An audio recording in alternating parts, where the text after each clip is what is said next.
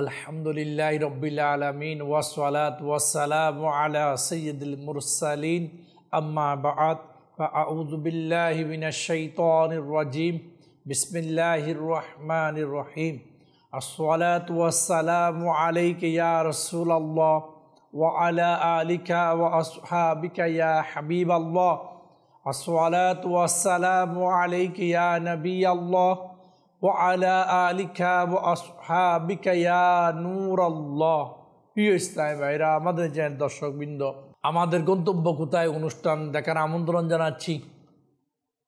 আল্লাহর প্রিয় হাবিব নূরানী নবী, আখরি নবী, নবী মুহাম্মদ রাসূলুল্লাহ সাল্লাল্লাহু তাআলা আলাইহি ওয়াসাল্লাম ইরশাদ করেন এইভাবে, যে ব্যক্তি দৈনিক 50 বার দরুদ শরীফ পাঠ করে, আল্লাহ প্রিয় হাবিব সাল্লাল্লাহু তাআলা আলাইহি ওয়াসাল্লাম এই 50 বার দরুদ শরীফ পাঠকারীর সাথে কাল কিয়ামতের দিন মুলাকাত মুসাফা করবেন। যার এই সৌভাগ্য হয়ে যাবে সেই তো সৌভাগ্যবানদের মধ্যে হয়ে যাবে। যে নবীর সান্নিধ্য পেয়ে গেলে গুনাহগার বান্দার বেড়া পার হয়ে যাবে। তো যারা আমরা কাল কিয়ামতের দিন মুসিবতের দিনে আল্লাহ নবীর সাথে মুসাফা করার আগ্রহ পোষণ করি, মুসাফা করতে চাই, দিদার পেতে চাই, সাক্ষাৎ পেতে চাই, নবীর নূরানী হারাতের স্পর্শ পেতে চাই, তাহলে আমার আপনার সবার উচিত কমসে কম প্রতিদিন 50 বার দরুদ শরীফ পাঠ করি। আসুন আমরা মহব্বতে একবার দরুদ শরীফ পাঠ করি। সাল্লু আলাল হাবিব সাল্লাল্লাহু তাআলা আলা মুহাম্মদ সাল্লাল্লাহু আলাইহি ওয়াসাল্লাম। আজকে আমাদের গন্তব্য কোথায়? এই অনুষ্ঠানে সবাই যদি আমরা চিন্তা করি, সবার একটা লক্ষ্য থাকে, গোল থাকে, আমি যেন সর্বদা সুস্থ থাকি, অসুস্থর মধ্যে যেন না পড়ি, মেডিকেল ক্লিনিকে যেন ভর্তি হতে না হয়, আমার পরিবারও সবাই যেন সুস্থ থাকে। দেখেন প্রিয় ইসলামী ভাইরা, আমি যেটা চাই সেটা হয় না, আমার আপনার মুকাদ্দরে যেটা লেখা আছে সেটাই হয়। তারপরও আমাদের চেষ্টা করা দরকার। আমরা বলি সুস্থ শরীর সমস্ত সুখের মূল, বাস্তবিক তাই। যার শরীর সুস্থ সেই মিষ্টি জাতীয় খাবার খেতে পারে, আর যার গায়ে বা জ্বরে আক্রান্ত তার কাছে সব কিছু তিক্ত লাগে। আমার আপনার গন্তব্য, আমার আপনার গোল সুস্থ শরীর। সুস্থ শরীর আমরা যতই চাই না কেন, কিন্তু এই জিন্দেগির মধ্যে শরীরটাকে সুস্থ রাখাও বড় একটা কঠিন বিষয়।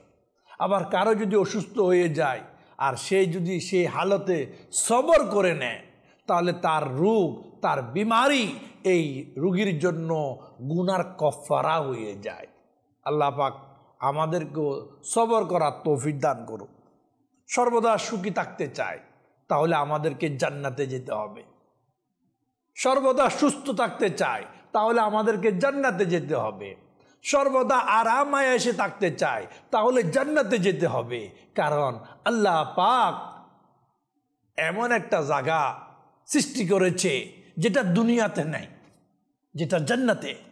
সর্বদা সুখ শান্তি, সর্বদা আরাম, সর্বদা রোগ বিমারি মুক্ত। কিভাবে? হযরত সাইয়েদনা আবু হুরায়রা রাদিয়াল্লাহু তাআলা আনহু থেকে বর্ণিত, নূরানী আকা আখিরি নবী, নূরানী নবী, নবী মুহাম্মদ রাসূলুল্লাহ সাল্লাল্লাহু তাআলা আলাইহি ওয়াসাল্লাম ইরশাদ করেন এইভাবে, যখন জান্নাতীরা জান্নাতে চলে যাবে তখন এক আহ্বানকারী ডাক দিয়ে বলবে, তোমাদের জন্য এই নিয়ামত রয়েছে। কি নিয়ামত?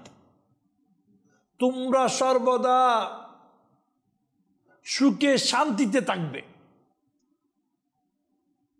সর্বদা সুস্থ থাকবে, কখনো রোগে আক্রান্ত হবে না। তোমরা সর্বদা জীবিত থাকবে, কখনো মৃত্যুবরণ করবে না। তোমরা সর্বদা যুবক থাকবে, কখনো বৃদ্ধ হবে না। তোমরা সর্বদা সজীব থাকবে, কখনো নির্জীব হবে না। অর্থাৎ এটা হচ্ছে জিন্দেগি। সূরা আরাফের 43 নং আয়াত কানজুল ঈমান থেকে অনুবাদ। আর ঘোষণা হলো এই জান্নাত তোমরা উত্তরাধিকার স্বরূপ পেয়েছ তোমাদের কৃতকর্মগুলোর প্রতিদান হিসাবে।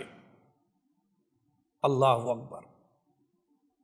আল্লাহ পাক কিভাবে আমাদেরকে আহ্বান করতেছে, আমরা কৃতকর্মের প্রতিদান স্বরূপ এই জান্নাতের প্রতিদান পেয়েছি।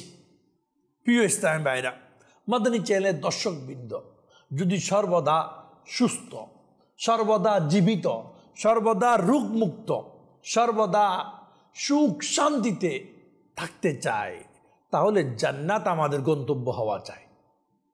হ্যাঁ, কারণ সবার ছোট থেকে বড় সবার জীবিতদেরকে জিজ্ঞাসা করো কোন ধরনের লাইফ বাবা তুমি পছন্দ করো, সবাই বলবে আরামে থাকতে চাই, শান্তিতে থাকতে চাই, টেনশন মুক্ত থাকতে চাই, যেমন ইচ্ছা দুনিয়ার মধ্যে সফর করতে চাই, পকেট ভর্তি টাকা হোক এটাই চাই, সর্বদা যুবক হয়ে থাকতে চাই।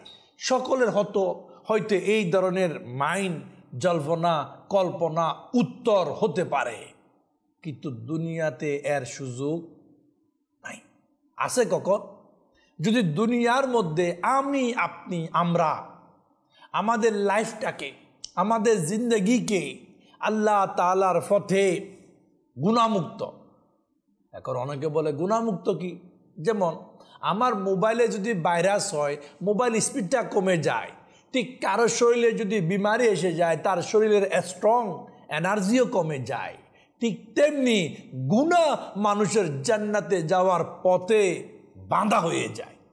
হ্যাঁ, এখন গুনাহ কি? মিথ্যা বলা গুনাহ। হ্যাঁ, গুনাহ কি? মানুষের বিরুদ্ধে বদনামি করা গুনাহ। গুনাহ কি? একের কথা অপরকে বলে বেড়ানো গুনাহ। গুনাহ কি? মিথ্যা শপথ করা গুনাহ। হ্যাঁ, গুনাহ কি? হাসি তামাশার মধ্যে মানুষকে উল্টা সিধা বলে মনে কষ্ট দেওয়া, কারো মনে কষ্ট দেওয়া গুনাহ। এই সব এরকম হাজারো গুনাহ আছে। আমাকে আপনাকে বাঁচতে হবে প্রতিটি। যেমন স্বাভাবিক, কেউ ফারুক আজম রাদিয়াল্লাহু তাআলা আনহুকে জিজ্ঞাসা করলো, হুজুর জিন্দেগি কিভাবে অতিবাহিত করা দরকার? উনি বললেন, যেভাবে কেউ জুপ জার কাটাওয়ালা জঙ্গলের রাস্তা দিয়ে পথ অতিক্রম করে, কিভাবে করে? বলে নিজেকে চতুর্দিক থেকে কাটা জার থেকে, কাটার লতা ফতা থেকে বাঁচিয়ে সাবধানে সাবধানে কদম আগে বাড়িয়ে চলতে থাকে। বলে ঠিক অনুরূপ জিন্দেগিও এইভাবে অতিবাহিত করো। প্রতিটি কদম রাখার আগে দেখো গুনাহ হয়ে যাচ্ছে না তো। প্রতিটি কথা বলার আগে চিন্তা করো গুনাহ হয়ে যাচ্ছে না তো। কিছু শোনার আগে চিন্তা করো গুনাহ হয়ে যাচ্ছে না তো। কিছু দেখার আগে চিন্তা করো গুনাহ হয়ে যাচ্ছে না তো। কাউকে কিছু অর্ডার করার আগে জিজ্ঞাসা করো, মনে মনে ভাবো এটা গুনাহ হয়ে যাচ্ছে না তো।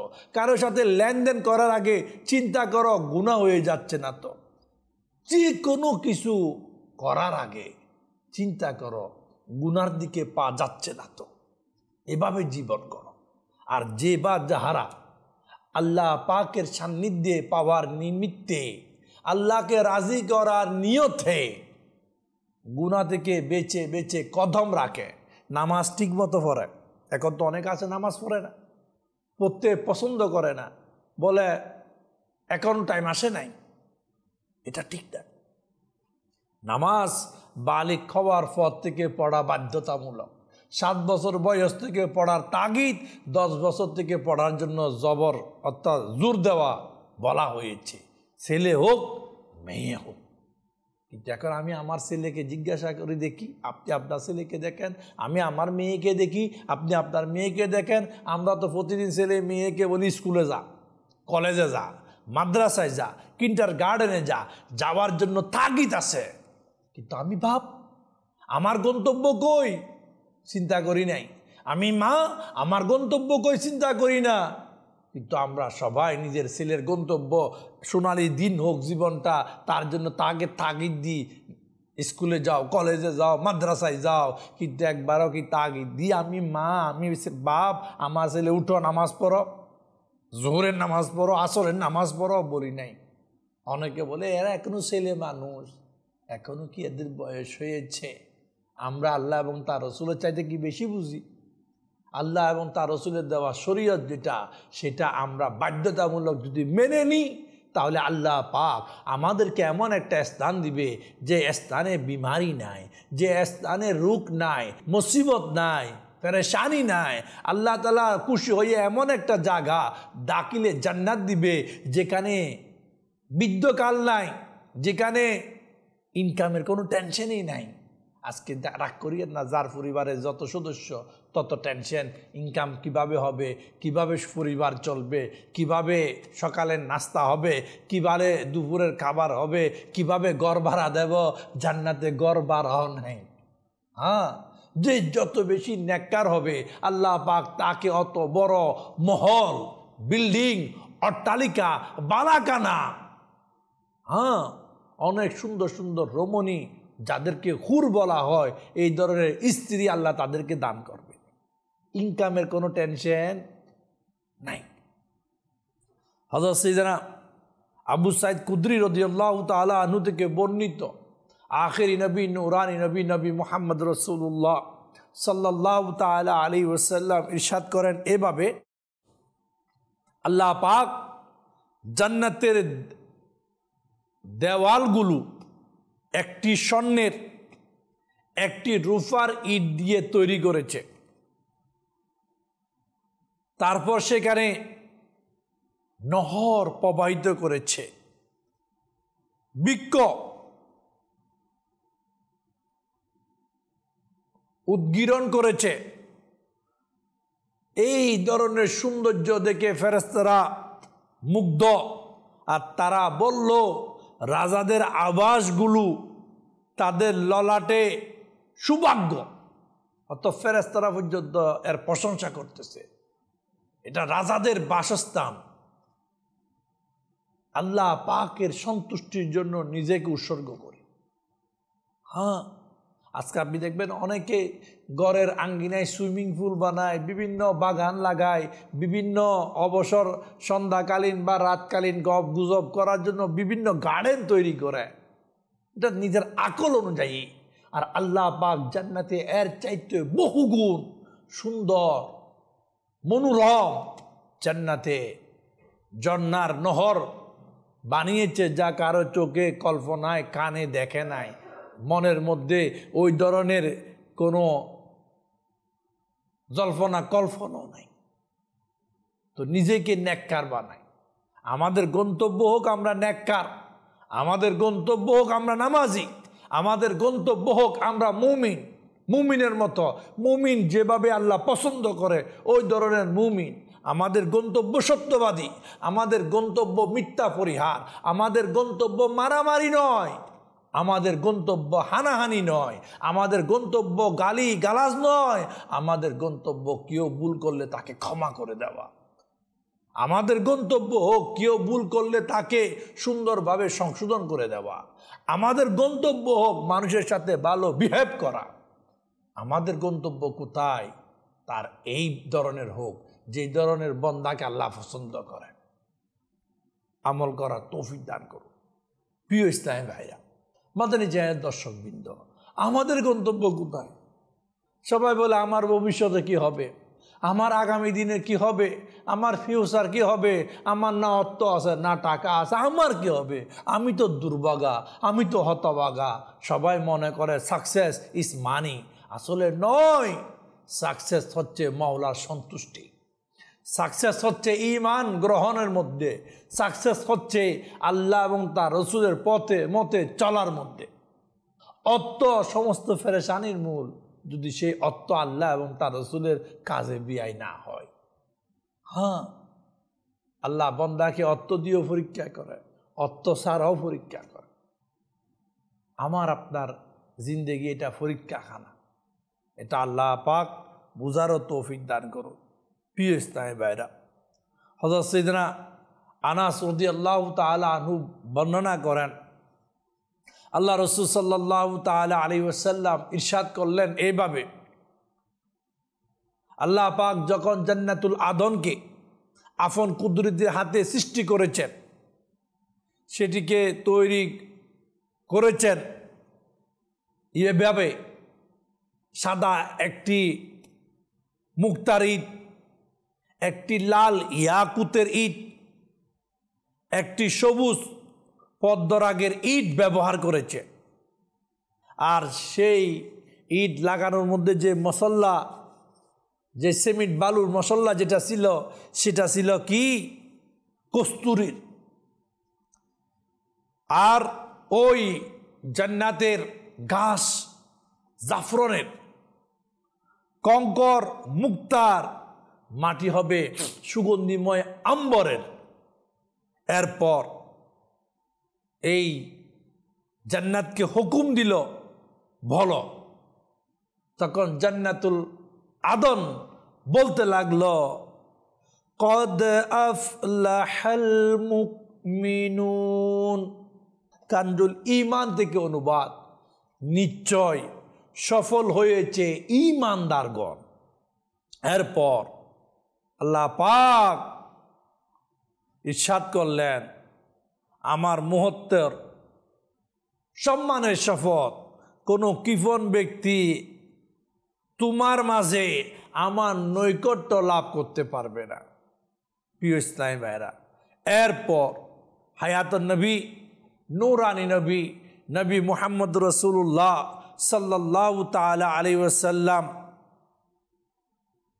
এই আয়াতে মুবারকা পাঠ করলেন এভাবে, কানজুল ঈমান থেকে অনুবাদ, আর যাদেরকে আপন প্রবৃত্তির লোভ থেকে রক্ষা করা হয়েছে, সুতরাং তারাই সফল কাম।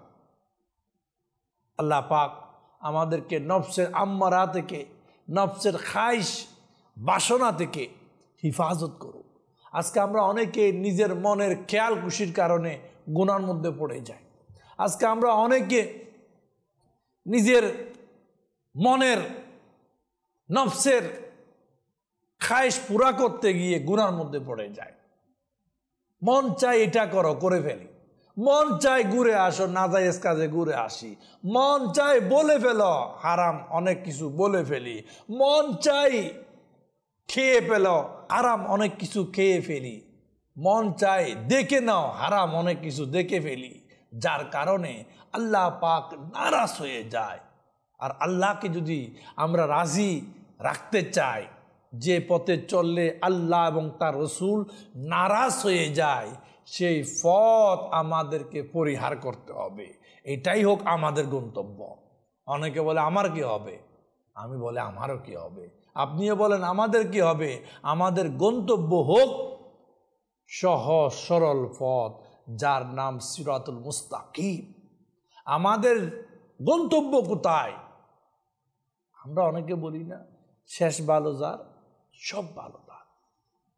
হ্যাঁ, যে ব্যক্তি জান্নাত পেয়েছে মওলার দয়ায়, সেই সাকসেস, সেই কামিয়াব, সেই সমস্ত সুখের মুখ। কারণ যেখানে দুঃখ নাই, যেখানে অন্ধকার নাই, যেখানে অভাব নাই, যেখানে বিদ্যকাল নাই, যেখানে কোনো টেনশন নাই, যেখানে ডাক্তার নাই, লয়ার নাই, দুনিয়ার মামলা মুকদ্দমা পেরেশানি কিচ্ছু নাই, সেটার নাম হচ্ছে জান্নাত। মেয়ে একসাথে হলে ঝগড়া হয়ে যায়, বলো এখানে কোনো ঝগড়া নাই, কোনো হিংসা নাই, কোনো বিদ্বেষ নাই, ওই স্থানের নাম হচ্ছে জান্নাত। এই জন্য আমাদের গন্তব্য কোথায়? আমাদের গন্তব্য আল্লাহ তাআলা সন্তুষ্টির মধ্যে হোক, আমাদের গন্তব্য মাওলাকে রাজি করার মধ্যে হোক, আমাদের গন্তব্য আল্লাহ পাকের সান্নিধ্য পাওয়ার মধ্যে হোক। এই জন্য এই মুক্তাসার জিন্দেগি, এটাকে শরীয়ত মোতাবেক পরিচালনা করি। কেউ গালি দিলে মাফ করে দিই, কেউ বদনামি করে মাফ করে দিই, কেউ খারাপ বলে মাফ করে দিই, কেউ আঘাত করে মাফ করে দিই, কেউ বকা দেয় মাফ করে দিই। কারণ যারা ক্ষমা করে, মাফ করে, এই ধরনের বান্দাকে আল্লাহ ভালোবাসে। কারণ এটা শান আল্লাহ, কাউকে ক্ষমা করার ক্ষমতা আল্লাহ। আর যখন বান্দা বান্দাকে ক্ষমা করে, আল্লাহ বলে, বান্দা যেটা আমার কাজ যখন তুমি করেছ, তোমাকে আমি মাফ করে দিলাম। আমাদের গন্তব্য হোক ক্ষমা দয়ার মধ্যে, আমাদের জিন্দেগি হোক মানুষকে ক্ষমা করার মধ্যে, আমাদের কামিয়াবি আল্লাহর সন্তুষ্টির মধ্যে। এই জন্য আমরা আমলি জিন্দেগিকে সুন্দর করি, ঠিকমতো নামাজ, ঠিকমতো ইনকাম হালাল পন্থায়, ঠিকমতো চলাফেরা, গুনাহ পরিবেশ বয়কট করি, সুন্নতের রঙে নিজেকে সজ্জিত করি, নিজেও সুন্নতের পথ অনুসরণ করি, নিজের ছেলে মেয়েদেরকেও সুন্নতের পথে দাওয়াত ইসলামের মহলে সম্পৃক্ত করি। আল্লাহ পাক আমরা এই পর্যন্ত যা শুনলাম, এই শোনার উপর আমল করার তৌফিক দান করুক। মাদানী চ্যানেল দেখতে থাকুন। আজকে এই পর্যন্ত, আগামীতে আবার দেখা হবে। সাল্লু আলাল হাবিব সাল্লাল্লাহু তাআলা আলা মুহাম্মদ সাল্লাল্লাহু আলাইহি ওয়াসাল্লাম।